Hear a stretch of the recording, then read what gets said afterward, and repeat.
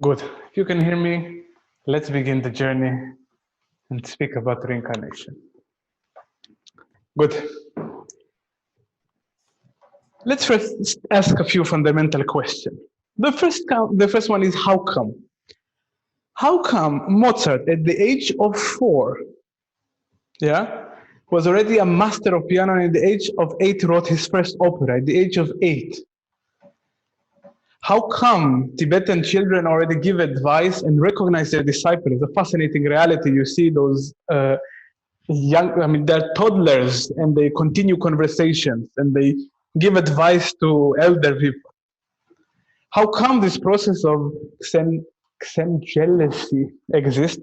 Complicated word. It was coined in 1905 about children who are managing to speak languages that they haven't learned. And interestingly, now also in some cases, elder or not elder people, but older people, adults, could also do it through the process of hypnosis. They were not knowing anything. Well, a special case of a woman who didn't know Swedish in America, and under hypnosis, she was speaking Swedish fluently. What on earth is the reality behind it? And more than this, we have to look at the fact that there are thousands of people who remember, who have some memory of their past life, which is something that you'll ask yourself, how come? I mean, could it be that some remember and some not? Could it be that some have actually the knowledge of such a reality and some not? And this is kind of the framework of our talk today. So in the talk today, we will examine 7 fundamental questions regarding reincarnation. First one, is it possible that some people in some tradition reincarnate and in other they do not reincarnate? Otherwise, is it possible that only people in the East who the belief in reincarnation is very present actually reincarnate while those in the West do not? Can young talents, as in the case of Mozart, and other talents could be explained with the process of reincarnation? Are there any physical marks or similarities that are caused by reincarnation of the soul? The fourth question, presuming reincarnation exists, what is the mechanism for such a process to happen? Who or what decides if this is happening? The fifth question, what part of the being reincarnate? Is it the mind or the soul? What part or which of the phenomena, what is causing that to happen? The sixth question, could reincarnation be the cause of some inexplainable traumas, anxieties, inner conflict in our life? And could this be cured by understanding our past lives? And the last question is why on earth reincarnation appears? And even more interesting, if it appears, why do we forget it? Ready to dive? First question. Is it possible that some people in some tradition feel the reincarnation and some people don't? So, if you would look at, I would say the fundamental tradition that are the base of our humanity, we will find, for example, in Hinduism and Buddhism, this is a very known culture, a very known aspect of the tradition, while in other aspects, we can say that often we consider that Christianity or even Judaism were not believing in it. Actually, in the original form, in Christianity, it was it was the belief, but in the 4th century, in the 6th century, in the 2 councils that happened there, gradually they removed reincarnation from the canons of the scripts in order actually to impose this tradition or this culture of heaven and hell, and it's a doom thing, as it was called. There's only one life, you have to do it, and we are the intermediary. Give us 10% of your faith, and we will sort it out that you will reach heaven. That happened 1,000 years ago, but throughout the history of Christianity, we'll find a lot of this corruption, and they had to eliminate the concept of reincarnation from the Christian church, and this is why actually in the entire Western world, where Christianity is very present, this concept of reincarnation is considered to be something that is an Eastern idea and not something that we are very interested with. While if you will look in other tradition, it is very known it is like this. Now, it is very true that in societies in which there is a great faith and a great belief in reincarnation, then in that societies, there are more people remembering that, but it does not mean that only in those places they are reincarnating, because if you would think about it, if we take the assumption that incarnation exists, we cannot just say that those who believe reincarnate and those who don't believe do not reincarnate, because it means that there is two fundamental moral systems, there are two fundamental systems of action and reaction that are not complementary. Now, interestingly, here Rupert Sheldrake presents wonderfully in his book, The Science Delusion, following analogy. He said, let's take you 100 people jump off the shard. God forbid, but let's say 100 people jump off the shard, and 95 of them happens to them what you think to somebody that will jump from a 1,000-foot building, he becomes one with the pavement. And the other 5 who jumped off the shard managed to fall on their legs and to continue walking. And then you will ask yourself, do I need to examine the 95 because they are the majority, or do I need also to examine the 5 because it means that there is a possibility? And in relation to the art or to the concept of reincarnation, we can say that the fact that some have it, and as we will present in the following, it's some cases that are mind-boggling. Otherwise, it's very hard to put a very logical explanation on them. One might say that those are the 5 people who actually continued walking, and those are the 5 that we need to investigate, because there's a possibility that is relevant for all of us. And here we will very much take the spirit of Ian Stevenson. Ian Stevenson is a Canadian professor from Virginia University, and he was a skeptic. Otherwise, he was very clearly against the process of reincarnation, and he actually got a big grant to prove the falsehood of reincarnation, and he went to check that. Otherwise, I would say he had a very nice attitude of, even if he didn't believe it, he was open to inquire that. And for decades, he collected thousands of cases, both in the East, or I would say mainly in the East, and then later on also in the West. Famous, the cases of James. Later on, we will send you some links for those who want. There's some cases also in the West, and he brought this concept to modern time, and he checked it in a thorough way. And his system was that he used to meet children beneath the age of 7 usually. He used to speak with them about their memory from previous life, and he then connect the story that they told him with what they mentioned there and try to see if there are similarities. He found 5,000 cases which there was similarity. Otherwise, children remember something, and then afterward he discovered it is true. I mentioned it before, so I'll mention it again. The story of James is a fascinating story of a child who had this memory of how he was in a plane, and the plane was crashing on fire. And he constantly was having this dream, and he told his father about it, and his father told him it's just a dream, and then he had some visions about it. Eventually, he had so many ideas about it. He used to draw it and so forth. He even remembered the names of the people who were with him and what his father thought was just a concept in his plane. And then later on, because little James insisted so much, the father started to investigate and found out that actually the child that he had, which he also called James, interestingly enough, he was a reincarnation probably of James, who was a pilot, and the child remembered all the names accurately of all those who was with him on the plane. How on earth would a child remember that? And there is a famous picture of the little James, the child, putting flowers on the James who died in the previous life. So this is just one example of this. And then we will have also the wonderful books of Brian Wist, Dr. Brian Wist, Many Life, Many Masters, and Only Love is Real, and many other books that he wrote, in which through a process of hypnosis, he guided the people there to self-discovery, or a journey of realizing some fundamental aspects within them. And there, interestingly enough, he found that there is a massive potential of cure or otherwise of healing through understanding one's own previous life. And especially in his book, Many Lives, Many Masters, he described also the mechanism that lies behind it, which we will discover in this presentation.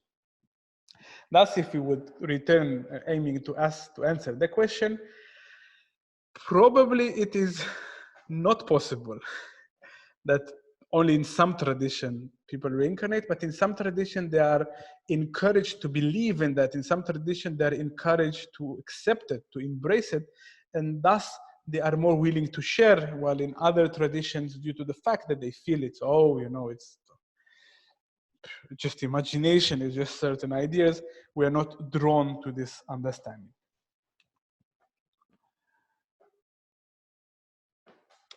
Can young talent be explained by the reincarnation of the soul? Now, Christy, you need to push me because I'm on the Dalai Lama here. As we said, Mozart, the age of 4. How on earth he could have done such a thing? I mean, he played already in front of the prince of that time in Vienna. No one can learn such an art only in one life. The case of Edgar Cayce had the visions of himself in previous lives, and he used to enter states of trance in which he used to communicate with realities which are beyond our understanding, and he used to bring to the people their cures. He has many inventions on his name. He used to see things, and he said that all the knowledge that he has in this life is not because the work he had in this life, but from the memories that he had from previous life. And of course, the wonderful story of the Dalai Lama, the 14th Dalai Lama, is in the Tibetan tradition. The reincarnation is in the root of their culture, and they believe that any time that the Dalai Lama, which is both the political and spiritual master or the guide of the Tibetan people, whenever he dies, he will return, and then there is a whole delegate held by the Karmapa, in which they go to find the next Dalai Lama. And it is a beautiful image in which they bring the bell, the rosary of the Dalai Lama, the one who died. They bring a few artifacts of the Dalai Lama, his clothes and so forth, and then they have many of them, and they give it to children. I mean, they have some indications, astrology, intuition. It's a fascinating reality, and they have some children that they bring it to, and then the child often, when it is the real Dalai Lama, he grabs it and he says, "This is mine," and he will grab something else, so "This is mine." And if he manages to pass all the tests with all those relics, then he is declared as the new Dalai Lama. And the Dalai Lama that we see here in the picture is when he was discovered. He's a child here, at the age of 4 or 5, I don't know. And he was, from that age, he is the political leader.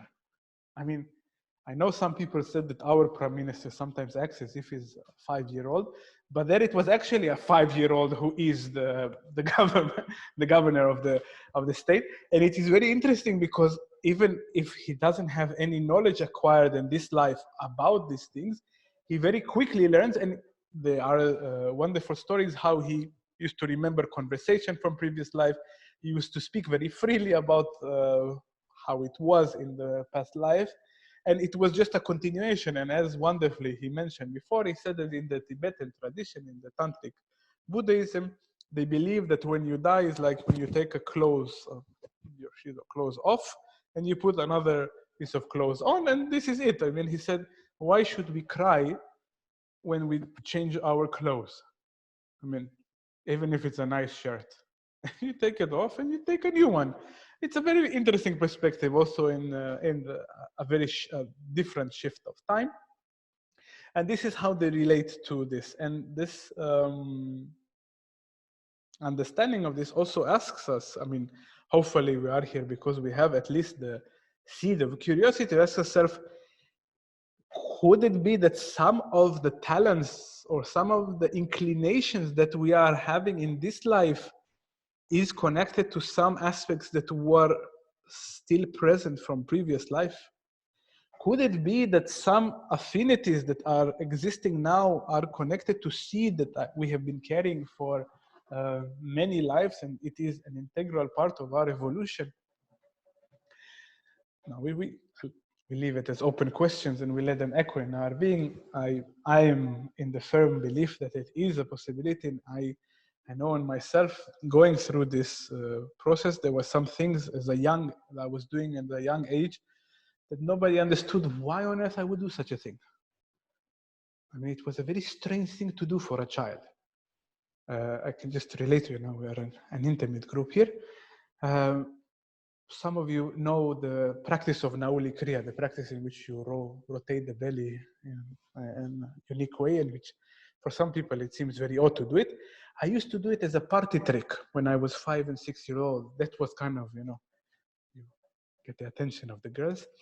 So I used to go, and this is what I used to do, and I call it dog belly or whatever I used to call it. And it seemed very odd to do it as a youngster, and I didn't know why I enjoyed so much doing it. Interestingly enough, it's a fascinating reality. Of course, later on, I stopped doing it. I mean, I tried to find other methods to impress the girls in parties.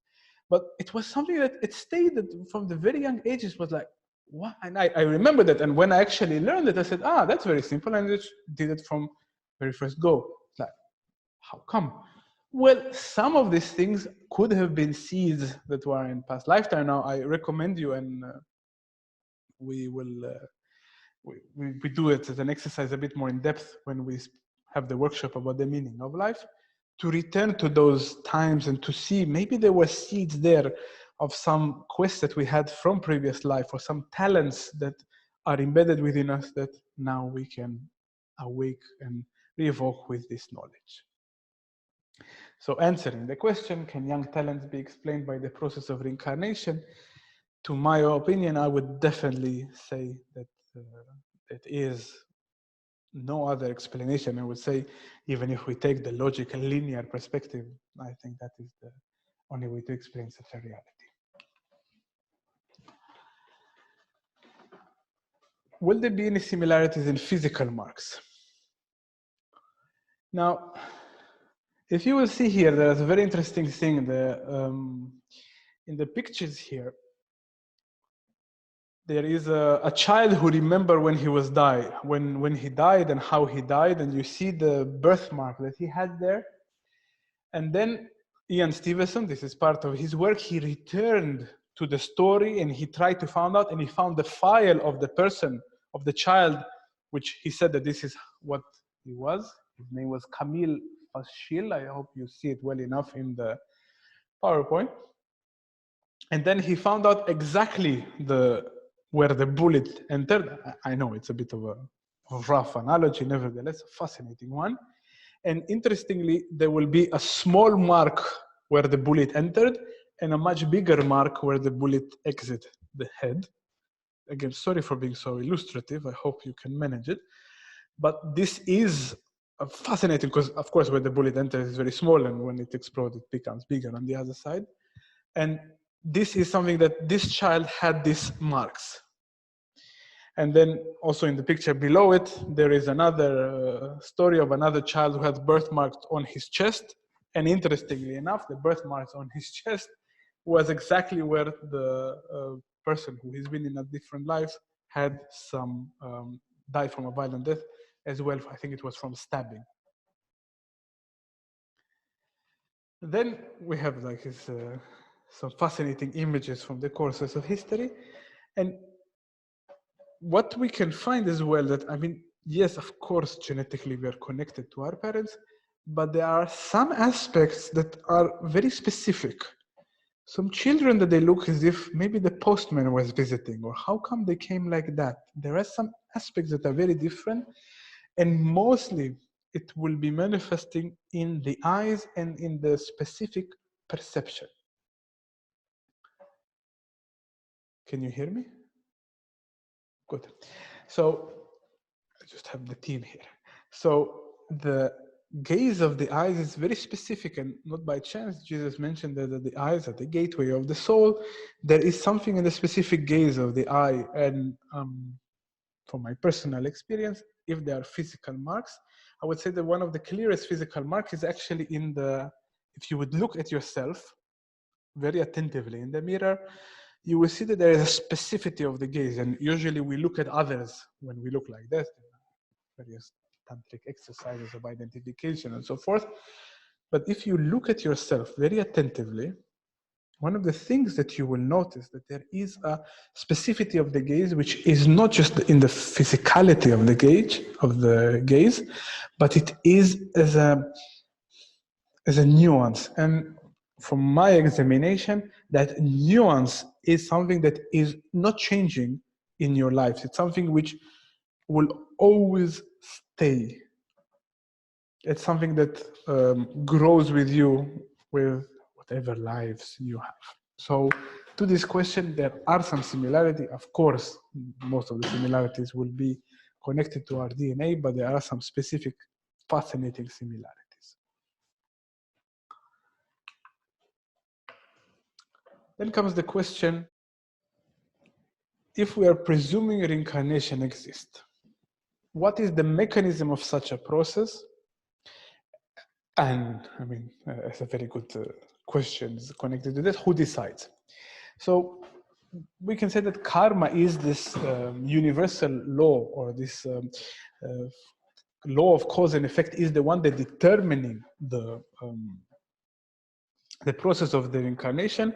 And often we will think that there is an exterior judge, that somebody will be there to judge us, to say, hey, you did very bad, you need to reincarnate whatever in the place you don't want to, you need to incarnate in Antarctica, whatever. Actually, the process of karma, and we had the whole webinar about it 2 weeks ago, so we will not repeat it in depth, said very clearly that we reap what we sow, otherwise all our actions will lead to reaction, and the life that we lived beforehand will be the birth or the creation of the life that we are coming to now. And the idea behind it, that the karma otherwise that we have created, or the lessons that we need to learn, is what will determine where we will reincarnate, what will be the conditions of our incarnation, how we will manifest. I mean, if you need, for example, to learn specific tests that a woman is to learn, that you will be born in a body of a woman, or if you need to learn the specificities of the masculine aspect, you will be born in the body of a man.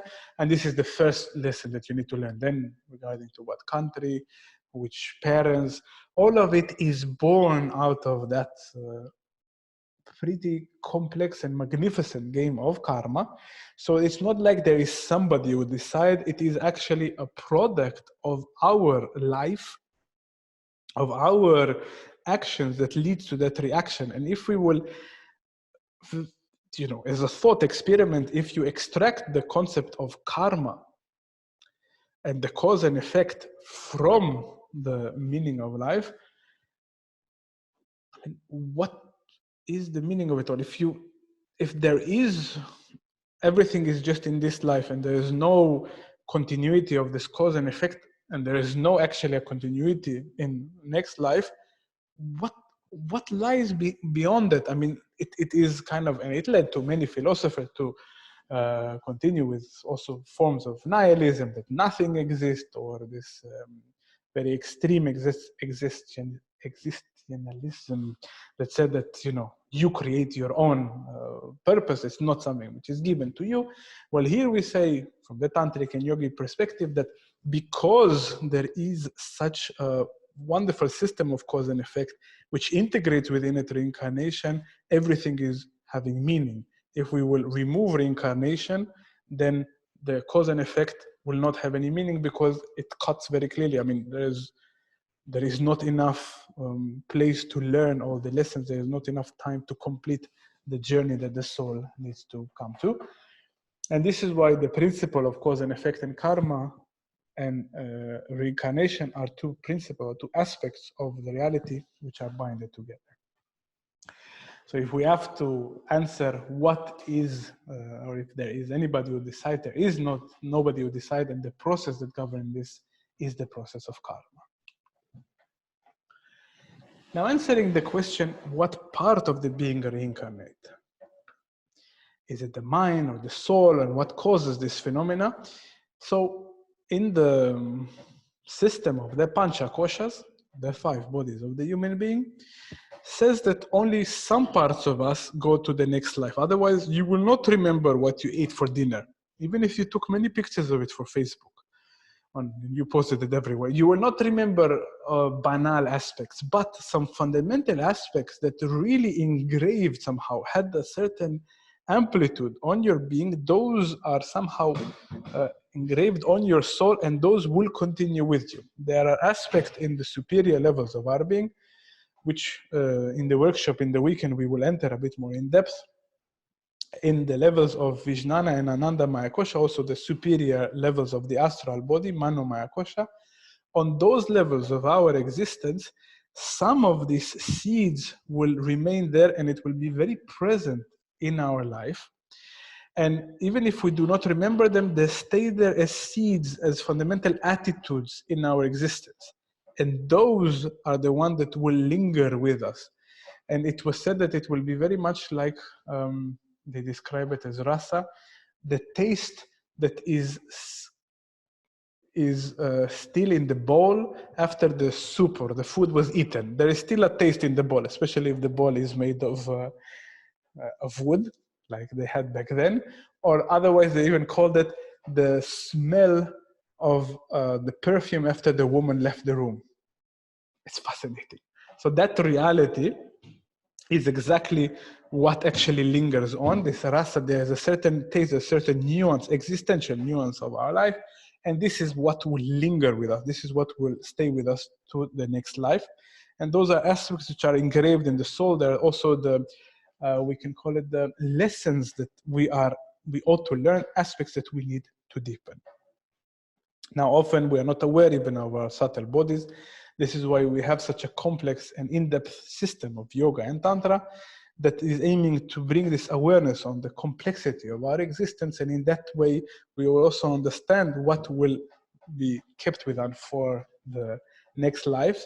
And as wonderfully Jesus mentioned, do not hold your treasures in this world, but put your treasures in the next. Otherwise, gather there your fortune, which actually is meaning put your attention at the superior level, at that which will last, and not in that which is ephemeral. Now, answering somehow the question, what is the cause of such a process? Well, the cause of all this process of reincarnation, the cause of life itself, it is all a process of learning. The process of learning is a fascinating process, because often we connect it only to a linear way of understanding. Also, when the mind understands an aspect, like we were taught that this is how learning is in school, but actually the process of learning is the process of assimilating fundamental life questions and understanding in depth the hidden meaning of life. And one can say interestingly, that the state of wisdom can be defined by knowing the causes. Knowing the causes, meaning that you understand that in life experiences and what you are meeting in your life, you are meeting the cause, which are actually lessons that you need to learn. Those lessons that you need to learn are coming not just from this life, but they have echoes in many lives. And then if you understand from it what is the lesson there, then your process of learning is much accelerated. And this is, you can say that the cause or the reason for that, if you will ask philosophically otherwise, what is the reason for this existence and for this multiple lives that we need to live? So the cause for this phenomena is the process of learning. Thus is the value of system of education, of a path of transformation, because this enables us to understand this magnificent process of learning. So what parts of the being reincarnate, I said, is the superior aspect, and what is the cause of this phenomena? It is the process of learning. Now, on a very practical level, if we could ask ourselves if some traumas that we have in this lifetime, some anxieties issues, some specificity of fears or tension that we have in front of aspects. I mean, some people are born, for example, with certain phobias. Could they be cured by understanding our past life? Because we understand the cause, as we said, it is an acquiring of wisdom. And could this be a therapeutic form? I would definitely say yes. I will not recommend the form of hypnosis because that is not a process that includes the consciousness expanding. It's an unconscious process, the process of hypnosis. But through the deepening of the self-observation and the awareness upon one's own self and understanding this complexity of who we are and understanding that system of vasanas and samskaras, those conditioning that are existing within us. And we will not enter in depth to this topic. We had it 2 weeks ago when we spoke about karma. I believe this video is already up or soon will be up on our YouTube channel. So many therapists found that actually they found great result in helping people like this. Brian Wiz was one of them. And actually what they discovered that the root of those phobias, those tensions and so forth, have their source in past lives. Some people, for example, who are afraid of water is because they died from drowning. Some people who have this rejection against the opposite sex might have been victims of rape. Not in this lifetime, but in previous lifetime. And they show somehow how the seeds that we carry are very deep within our being. Now, any process of solving or any problem that we are aware of is a problem that we have a chance solving. And when we understand that there is a root for those problems, then we have actually a chance to solve those problems. And this is why the process of understanding our previous life is fundamental to begin to unwrap those aspects that lies within us. Because aspects that we carry with us from life to life are aspects that are deep, they are deeply engraved within our being. Thus, they require our attention because they're fundamental lessons that we ought to learn in this existence. And one of the very valuable points here that when we understand also where we were in past lifetime and the complexity of the existence of the soul, we will also discover much more in depth the meaning of the existence of this life, otherwise the meaning of our life, because rooted in the past, otherwise seeded in the past, we can say, there is a vision of what we aim, what we ought to do also in this existence. And I can share with you for myself that performing certain yogic techniques of a magical nature to reveal previous lives, I had I would say, extremely valuable moment in which I understood the meaning of my life because I saw there is a lesson that was repeating over and over and over again. And for some mysterious reason that now I hope to shift, I didn't learn it. And I have returned in many countries, in many places on this world, in many eras of existence. I could see a few of them, but the lesson stayed the same. I mean, the context was radically different, but the fundamental state of being, those fundamental characters of one's own being, of my being in that case, was exactly the same. And then realizing, hey, there's a repeating lesson here. Let's use this existence to learn it and to continue in this process. So why reincarnation appears and why do we forget our past lives? Wonderfully was written in the Colbrin Celtic Bible that we are here to learn, and they even describe it beautifully. They said that life is the best school and death is the graduation day. We are here to learn, and the reason why we forget our past lives is because we're not aware of those aspects of our soul. Usually by the age of 7, those remnants from the past life disappear and we fully acquire somehow only that which exists in this life. Unfortunately so, because by forgetting the past life, also we forget the multiple of treasures that we had back there. And often we also forget it because we're not encouraged to remember them. I mean, in certain tradition, you're very encouraged to remember them. So of course you will remember them more, as we said, in the Buddhist tradition, Hinduism, in the Druze tradition, and so forth. But in our tradition, often we are very, we're not putting any attention to this. So if the child has this, it's just part of his imagination. And I will take here a wonderful extract from the book of Brian Wiss when he has this meeting with a master from past life. It's a fascinating story. And the master tell him the follows: our task here is to learn, to become godlike through knowledge. By knowledge we approach God, and then we can rest. Then we come back and teach the others for help, or to teach the other and help them. The meaning behind that is that reincarnation appear, as we said beforehand, because of the value of learning, of acquiring fundamental lessons, of deepening those messages, or deepening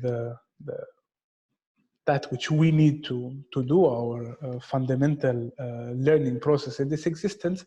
And then also intertwined with this is the very complex and intrinsic way in which we are connected to one another. Otherwise, we are here also to help one another. We are here to help and to support the others in this journey. And the more we awaken one's own self, the more we can illuminate other people around us and help them also on this spiritual journey that we are all in. So, as a kind of a conclusion about this, why should we care even about our past lives? And I hope now you can see that there are many reasons why one should investigate it in a, I would say, a very open and curious way. I know it is very hard for the mind because we're so used for this identification with this body. We're so used to the identification of who we think we are. And then to come out to the fact that maybe last life you were a woman, maybe last lifetime you were in a completely different country that now you don't even like, and now you are born in the other country, whatever it is. And more than this, by deepening this process of understanding some of our notions from the past life, we can understand much better the meaning of our existence, the fundamental lessons that we need to learn.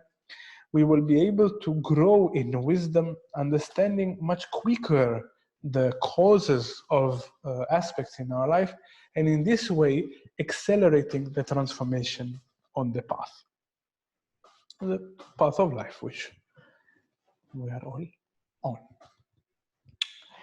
And just a few inspirations for you if you want to learn more on the topic is the wonderful books of Brian Weiss, The Only Love is Real and Many Lives and Many Masters, the Tibetan Book of Living and Dying by Tsogel Rinpoche, and the books of Ian Stevenson. Here I show only one with children who remember their previous life, but he wrote many, many books. I mean, he is a scientist. Many of them are described in a very scientific way. This one is a bit more interactive. And then some inspiring movies on the topic is The Eye Origins, Cloud Atlas, Hereafter, Unmistaken Child, also 7 Years in Tibet. There are many movies on the topic. It's a fascinating reality. Also now it entered the world of cinematography, and I know, at least it's opening the question to the very materialistic society which we live in now, which aim to reduce everything to a very linear way, not understanding the multi-level or layer that we exist on. Eye Origins, Cloud Atlas. I mean, they can see it, no?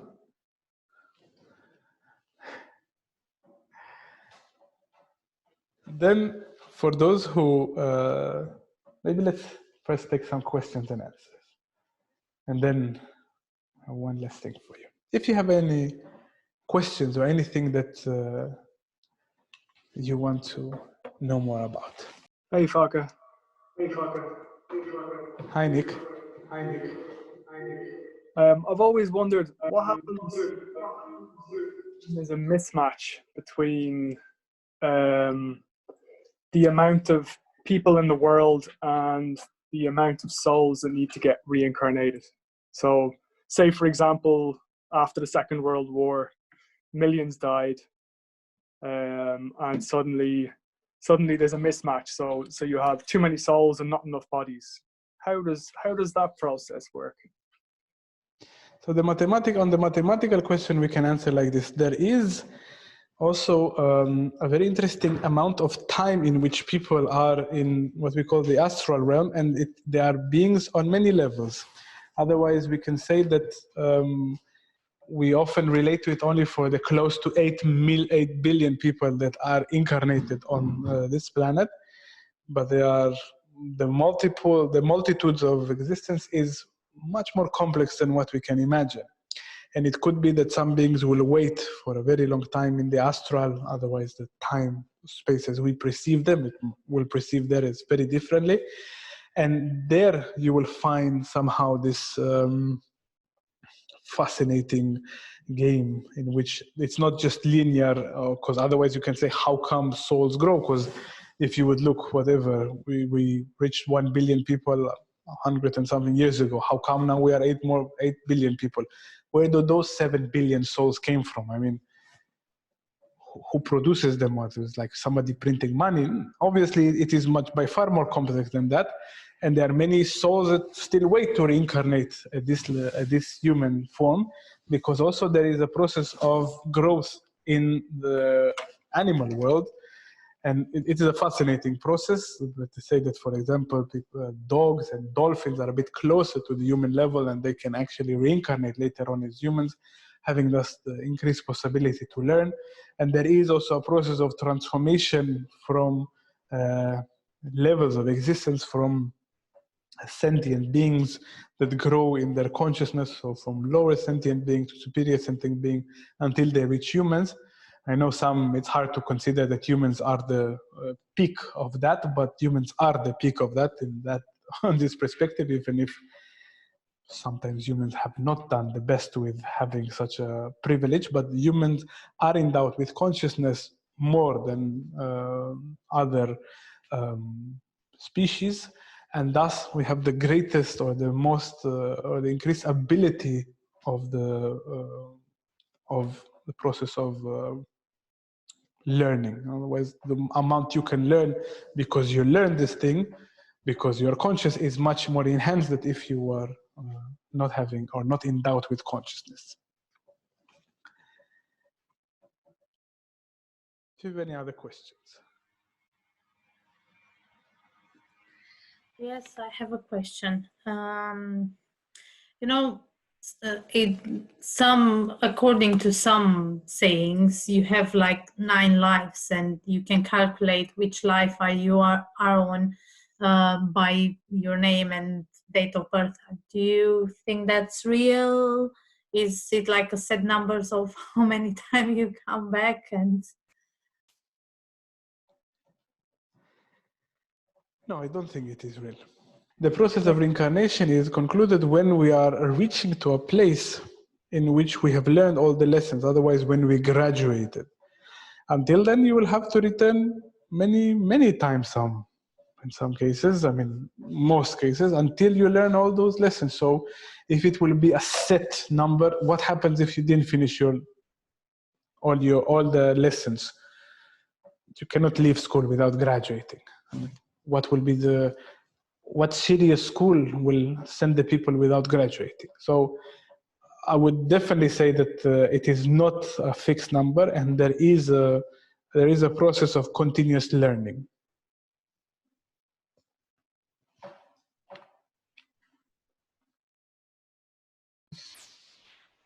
Hi, Foca. Can you hear me? Hey, Foca, can you hear me? Yeah, I cannot hear you now. Oh, yeah, yes, I can now. So basically, do these marks, signs of reincarnation appear right at birth, or they can appear later on, as far as you know? No. As far as we know by the works of Ian Stevenson, they do appear at birth. They are birthmarks.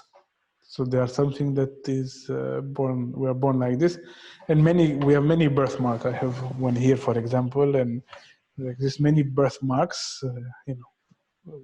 It's a mysterious reality of its own. And he says that one of the reasons is this past life, and maybe caused by violent death. Okay, thank you. I mean, you will also be prone in some areas in your body if you had in past life some difficulties in that area, whatever you had, you were crippled in a past life, and and in your legs, and this life also your legs will be prone to have injuries and so forth. Thank you.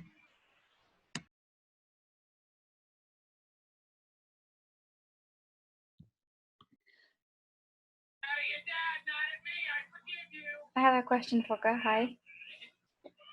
So, if the lesson from past life will help us to basically grow in this life and accelerate our lessons and journey, so what's the best way to, or is it advisable to find out about past life, and what's the best way to do it? I mean, there's a lot of psychic people, obviously gifted astrologists as well, that claim that can do that. And yes, how to go about this, because I was tempted a couple of times. I'd never done it, but I think there's something there from, I'm like, it's inclined to do it. Thank you. Certainly, I will not recommend the hypnosis, and neither, I mean, the process of astrology is, I would say that the most valuable way of doing it is through deepening the awareness of one's own being by acquiring wisdom, becoming more aware of the causes of things, awakening the superior levels and specifically the third eye. And by going through this process, you will begin to have some of those intuitions in a very vivid way. I mean, the important thing is that a process which is self-sufficient, so it's not just outwardly dependent, and it is born out of the process of self-inquiry. Then you also receive the lessons that you need to understand now what to learn in the right moments. Otherwise, it is when it needs to happen, and you do not get, for example, you learn about a lesson that now it's too early for you to learn about, because you first need to complete certain other smaller lessons before you realize the bigger lesson. This is why I would recommend actually to do it like this. It is the safest way, and it is removing somehow this just the mere curiosity. Oh, I really want to know what I was in the past lifetime. Because beyond that, I really want to know, lies the deep aspiration to understand, and that is the real motive, and this is what we should feed, and that when that is the force that drives us forward, that will actually where we will receive those fundamental lessons, or the knowledge about those fundamental lessons. So this is what I would recommend. It's the safest path as well, and the most accurate. So basically, it will come to me when it needs to come. It will come naturally. There might be some third parties, but the driving force is this inner inquiry. And I mean, that is the most meaningful aspect. So until we do not deepen in the path and the driving force is the self-inquiry, then we can ask for advice, but the main aspect should be the awakening one's own abilities. Thank you. Hi, Foca. Hope you're well. I just had two questions, if possible, please. The first one was, at which point are you reincarnated? Is it when you're born, or is it like before birth? So traditionally it was said like this, that after a soul dies, in a period of time in the astral, which will be different from one to the other, you are then drawn to other people through, due to the karmic interactions, you will be drawn to connect to one or to another father and mother.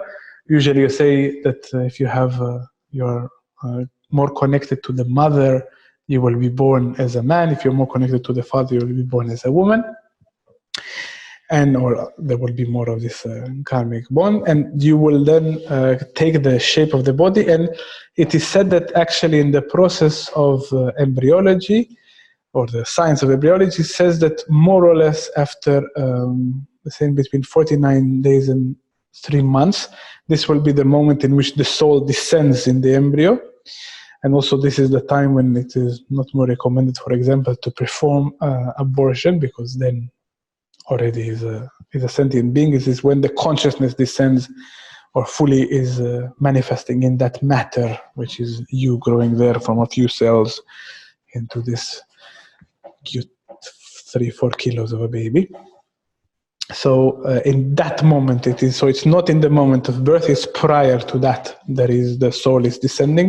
As I said, usually it is exactly the time when the embryo develops, and it is after 7-9 weeks, when the embryo is either the developing testicles or ovaries.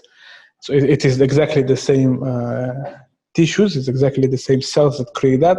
And this is the moment when the gender is decided, then is the moment when the soul is descending, because this is a fundamental characteristic of one's own realities, the gender which they take. And then just my second question was, people that die really young, as like babies, is that because they've already learned their lesson, or is it because... an invitation? There was a question. If people...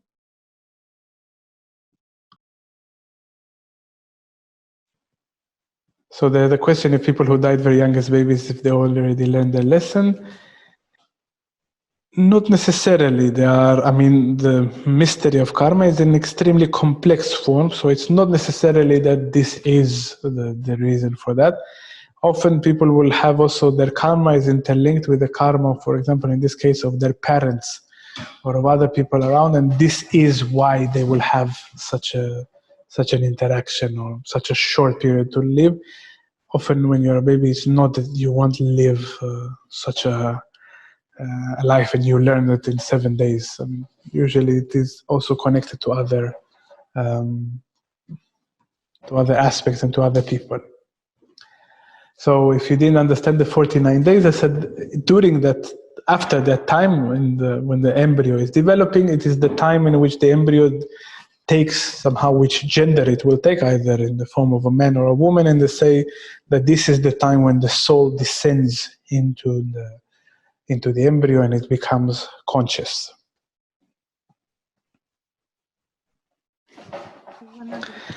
And I mean, to dive a bit deeper in this, we have in the weekend The Art of Dying, which will not be specifically about reincarnation, but it will be about this, in the same line of thoughts about the importance of understanding of the mortality of our being, actually speaking about that which is certain, which is the fact that we are going to die.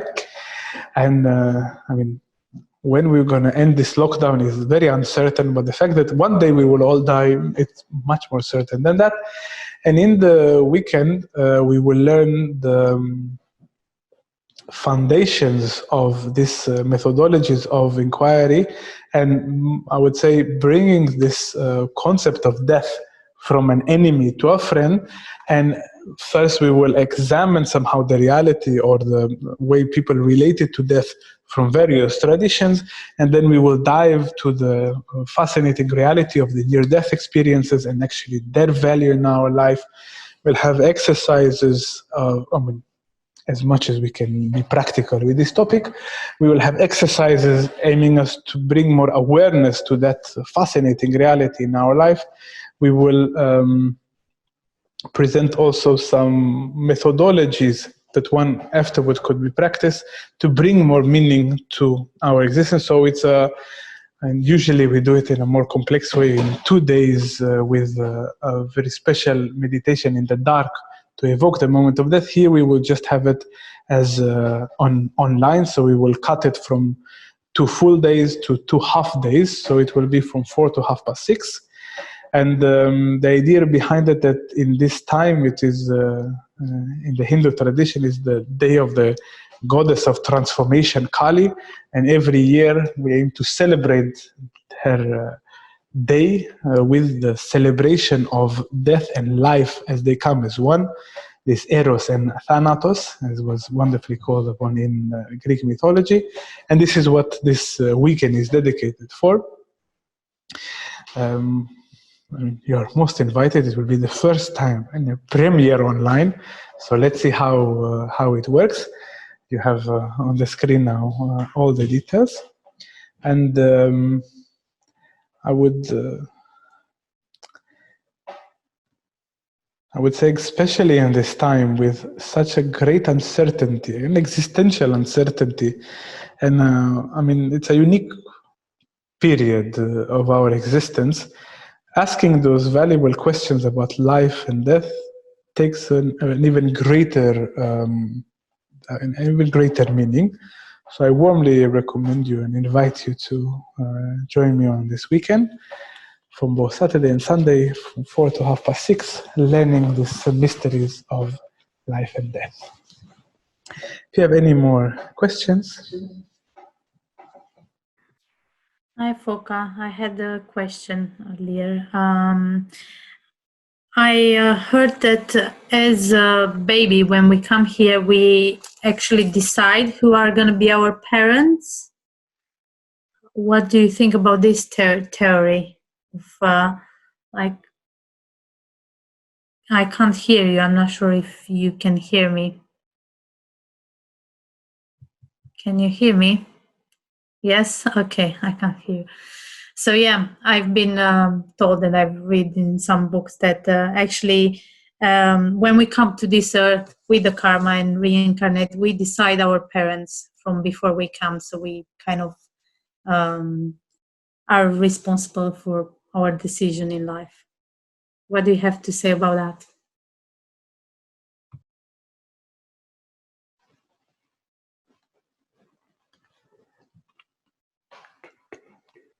Yes, we do.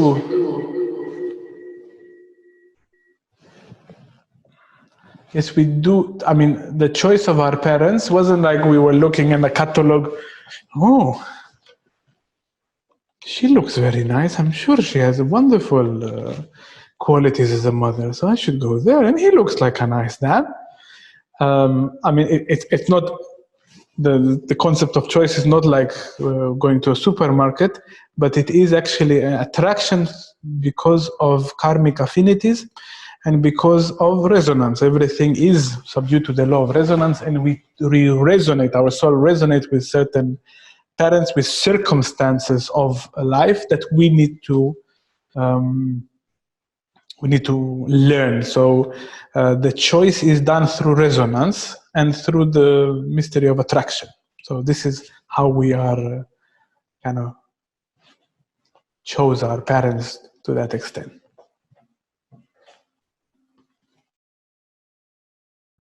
Thank you. Hi, Foca.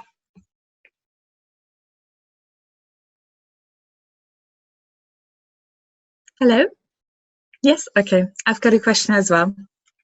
So you mentioned before that the reincarnation happens before birth and not at birth. How does it work then with when birth is induced? So when it's not a natural birth, but the point of birth is actually induced, and therefore with the astrology it might mess it up. For example, if you think about it, astrology, then it somehow gives you a guidance of the lessons you have to learn. But when, I don't know, the doctors decide you should come earlier or something like this, how does that affect it? So here we can just presume, I mean, we're speaking about a very delicate subject in cesarean operation and so forth. It says that it does influence because it does move somehow, because our astrological chart is a representation of certain karmic necessities and certain lessons that we need to learn. So for example, if you were supposed to be born at the zodiac sign of the Cancer to learn certain lessons, but you were put a bit earlier in cesarean and you were born as a Gemini, there will be a variety, or there's a massive difference in the lesson that you need to assimilate. This is why it was not recommended to have this interference.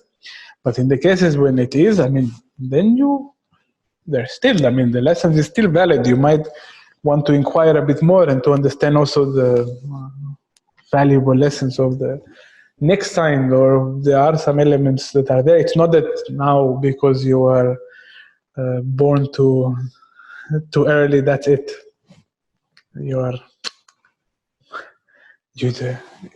this will never work for you because, I mean, the beginning didn't work so well. Yeah, the beginning was rocky. It means that there will be some things that will have to reconfigure, but in bigger perspective of this game of life, it is not something that we actively need to do something. I mean, also we literally cannot. I mean, what can you change in the past? I have another curiosity. What's your view in the children that are created via the in vitro fertilization, when two parents cannot have a child and they use the artificial methods to have a baby?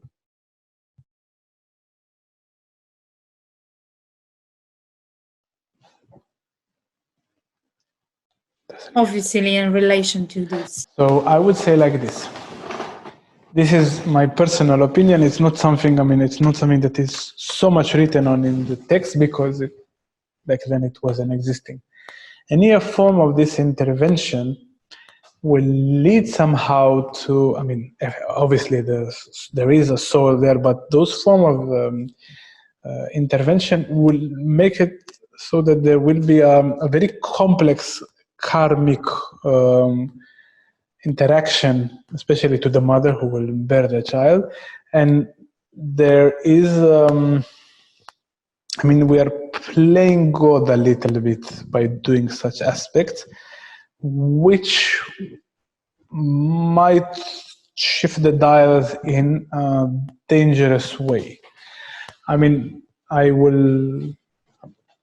from this perspective, I would say that there is, as was spoken about, this attraction to the mother or the father, and when there is a birth which is happening like this, we are dealing with a very fine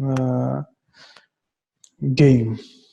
I mean, I would hesitate to recommend it.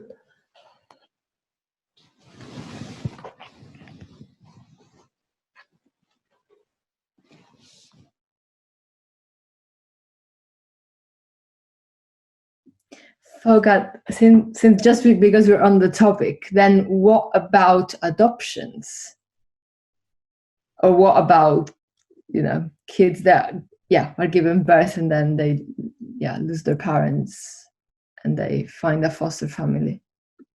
About this, it's a fascinating reality because even in the process of adoption and so forth, there is the karmic attraction, and then, I mean, the game of karma is by far more complex than what we often imagine, that is working linearly, because you have a connection to your biological mother, but then you might have a karmic bond also to those who have adopted you, and there is an interwoven forms of lessons. So, I mean, I will return to the practical aspects here. I mean, otherwise the questions are numerous, and I mean, I have studied the texts about it. They just presume some of this. There is not like clear answers because this is a matter of the spirit. I mean, they are not very, I would say, systematic answers to that. There's not like, this is what happens to this, what's happened to that. In the game of karma, there's a lot of interwoven notions. But yeah, there is multiple cases of attraction, and sometimes even you have very little connection to your physical family because the actual in this interaction of the karma there was some interference, and you were actually the lesson was how to separate from that, how to conclude a certain karma. I mean, there are many forms of that. Like, we cannot generalize in that way that this is only the one way. They said that this is the way the soul is attracted, and then the actual unfolding of the life of that soul is a reality that is extremely complex.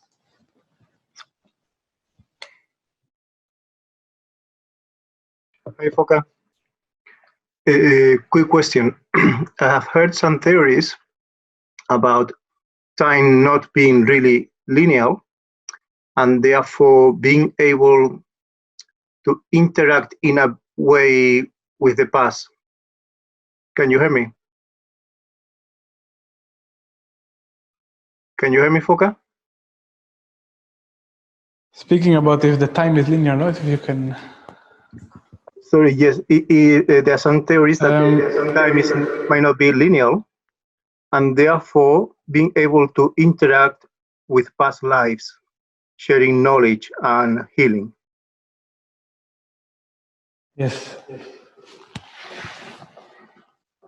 From the perspective of the tantric and yogic life, the life that we live on this planet is, from our perspective now, experienced as linear. And it's not that you can meet yourself in a past life. There is multiple souls. Yes, it is through all our reflections of the Supreme or of the Absolute of God, but there is a multitude of souls, there are multitude of existence of human beings, and you are progressing in the time. And I can just, this is from my knowledge, I can share it with you also from my experiences. I could see previous life, which were also linearly in the past, whatever, Middle Ages and so forth. So they were back then, they are not now existing, and I could now talk with myself in that life and so forth. I do believe one can modify the time-space flow, but it is due to an intense awakening of the superior levels of the being, especially Vijnana and Ananda Maya Kosha, and then one can bend a little bit, bend the time-space continuum a little bit like gravitational field. And then there could be a certain shift, but still it's not that you will kind of be reborn before this soul has finished his journey. And this is mostly what in the tantric and yogic tradition is explained.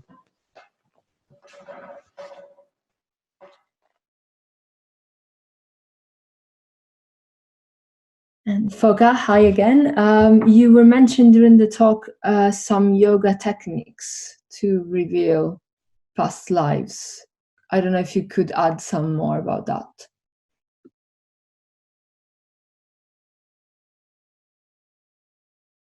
Yoga techniques to reveal past lives are taught in the 4th year of our yoga course. And the yoga techniques to reveal the past life include a very complex diet of 70 days for 70 days of the diet for deep purification, a certain amount of days for fasting, then a certain technique which is reserved to the magical realm. And after that, one has the possibility of revealing his past life. The techniques is done in such a way so people can actually be ready for such a revelation.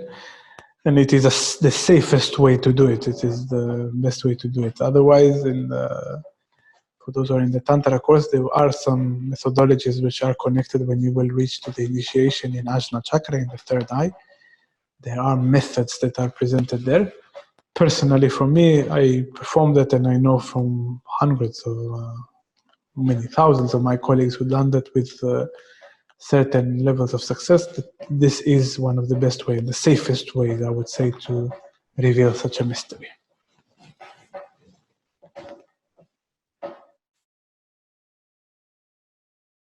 Thank you. Hi, Foca. Only if you're happy to share, I'm curious, since you may have studied your past life, if you're happy to share one of the most important lessons that you discovered for you to learn this lifetime.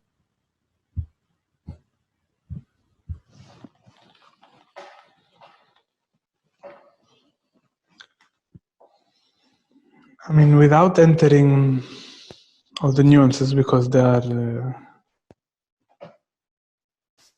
of an intimate nature, there was a lesson that I saw that it is repeating.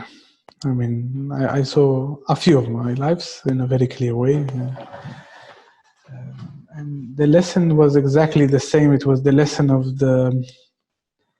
a certain sadness of the inability of helping humanity or helping those around me fully.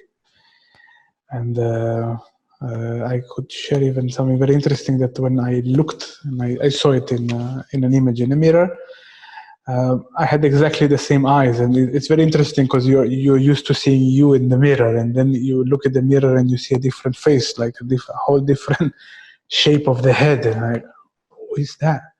One of them was seriously ugly, and I remember I was like, it took me a while, and then I realized when I looked in the depth of the eyes, I saw that the gaze of the eye was exactly the same, and it was the wish to help, the wish to do more, and this feeling that it is not enough, everything that I was doing to fulfill that mission of that existence. So it was a state of a slight sadness infused with compassion and a deep desire to help humanity. It was a mixture of these aspects. It's beautiful. Thank you for sharing.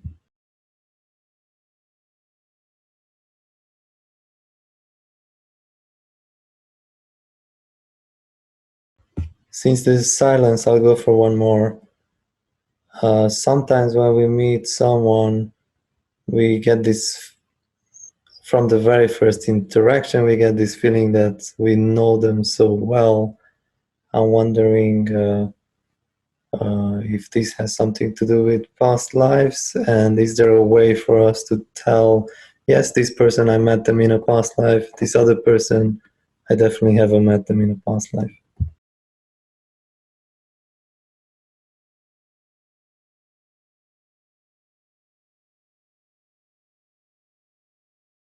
I lost you, Janu, but I will answer the question that I heard.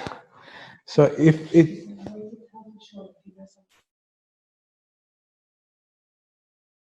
Look, a way of knowing for sure is directly proportional to your intuition, and as you are in the first year of the Tantra course, you will now start the journey of learning about intuition when you go to the realm of the fifth chakra, Vishuddha.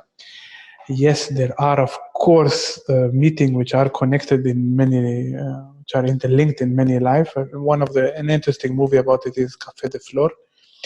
And yes, there is a very intrinsic wisdom how some of the lessons that we have are interwoven with other people to enable us to understand actually the complex reality of our existence, and that interaction, and understanding that in each and every interaction there's a fundamental lesson that we learn, a fundamental notion about our life that we aim to assimilate in this togetherness.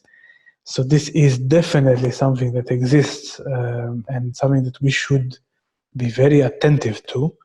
Also to the fact that, especially with some that it appears seemingly out of the blue, often it is because there is a hidden leitmotif, a hidden reason for that meeting, because it is an integral part of both of your lessons in this existence and something that you need to learn together.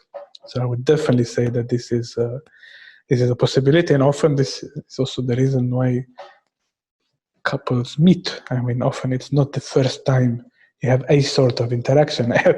One of the funniest interaction, I mean, it's not just with lovers. I mean, I have with my father, which God bless him, is a fantastic father. I have sometimes a feeling as if I was his father.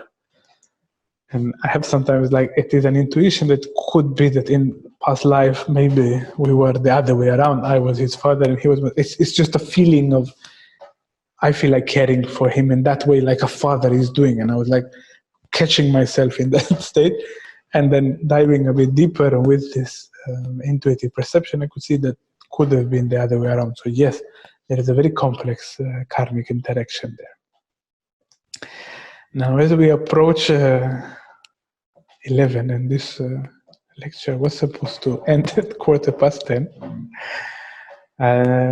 I'd like to thank you for your A, for your patience with our technique, and B, for your wonderful questions. And we would like to invite you, as many of you know, that we are a charity, and we bought this wonderful equipment to provide better free webinars. with the help of your donations, and they're extremely meaningful for the continuation of our work during this period. So for those who want to do so and feel the integration, feel it from their heart, there will be a link now in the Zoom, and you can also find it on our website. And otherwise, I'd like to thank you very much for coming tonight. And I look forward to see you in the weekend. And for the others, if not then in the next webinar. So thank you very much, and looking forward to see you soon. Thank you, Foca. Good night, everyone.